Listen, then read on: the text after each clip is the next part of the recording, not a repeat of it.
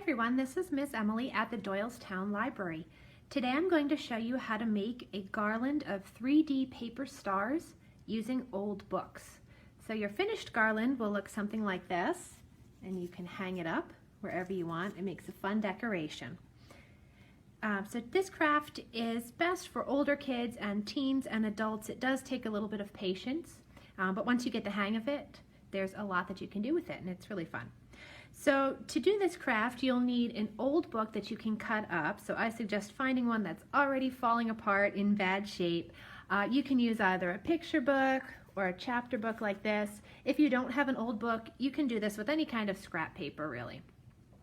Then you also need a piece of string or yarn, or even thread would work. You'll need a thin piece of cardboard like this. A piece of a cereal box would work great.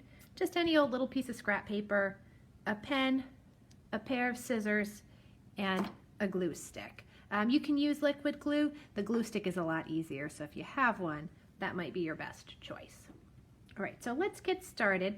So the first thing that we're going to do is make a template of the star shape. And you can do a different shape if you want to. It doesn't have to be a star. You could do a heart or even a square, but I'll show you with the star today. All right, so the important thing is that your design needs to be symmetrical. So I'm going to start with my scrap paper, and I'm going to fold it in half. So symmetrical means it's going to be the same on both sides when it's folded in half. And then I'm going to draw half of my star along the folded edge.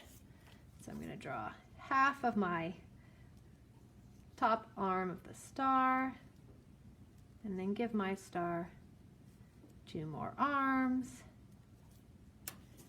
Right, so there's half of a star.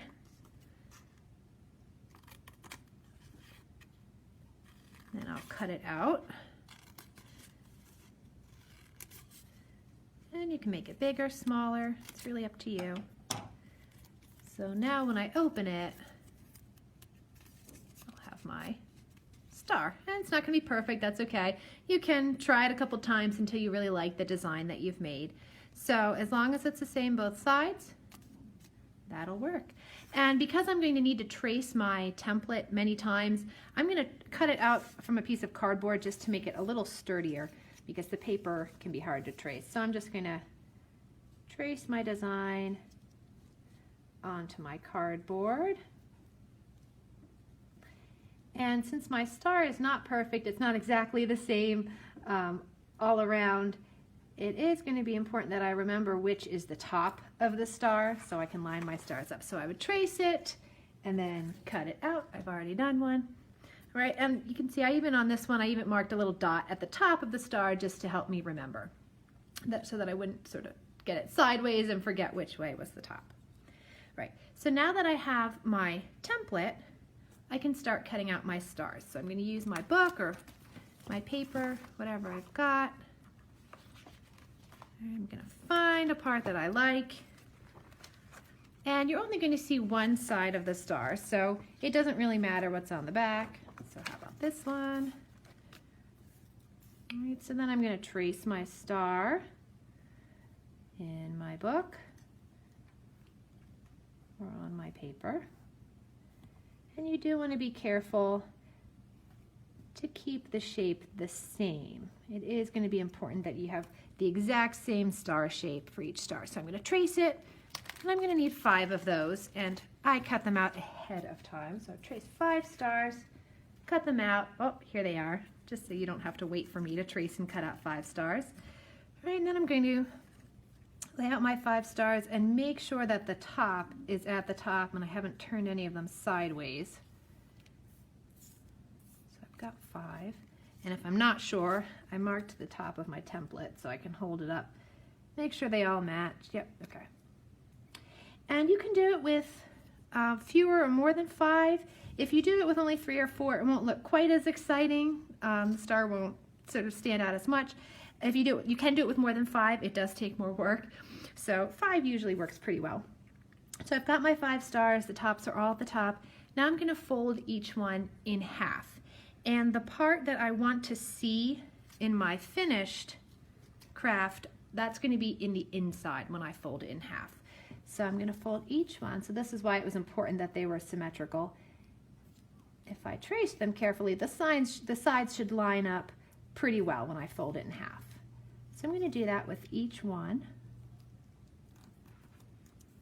Fold them in half.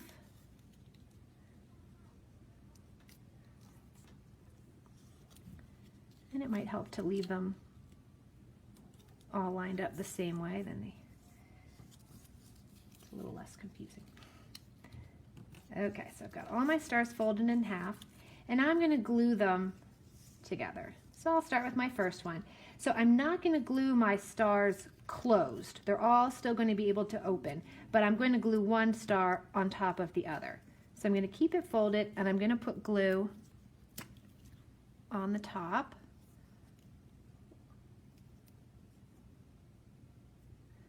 Right, all over the top, and so it still opens, you'll see. And then I'm going to pick up the next star and set it right on top of there. And again, if I trace them carefully, it should line up pretty well, the edges of them. Right, and now I'm going to put glue on the top of that one. Glue the next one. So if you're using liquid glue, you might want to add some paper clips to the two parts you're gluing together, just until it dries. With the glue stick, you don't need to do that, so that's why the glue stick is easier. All right, I'm going to add the next one. So just put the whole star on top, and I've got one more. Put that one on there. Okay, so now I've got all my stars stacked up.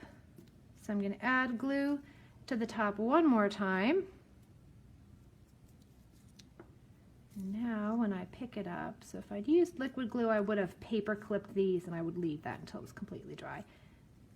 But I'm going to pick it up, and now I'm going to take the top and glue it to the bottom of the bottom star. So I can actually open up my stars like this and glue those last two sides together. So now my star is 3D, it will stand up. And then the last thing I need to do is decide how I'm going to attach it to my string. So you could tie the string on it. If you have a hole punch, you could punch a little hole somewhere in the star. What I'll do is I'm just going to fold it in half any which way and just cut a little bit out of sort of the middle. You don't even have to cut all the way through. Even if you do just a little bit, and when you open it up, there'll be a hole somewhere in one of the stars. Oh, we're sticking together a little bit here. There we go. So I can open it up again. So now I can just thread my string through there.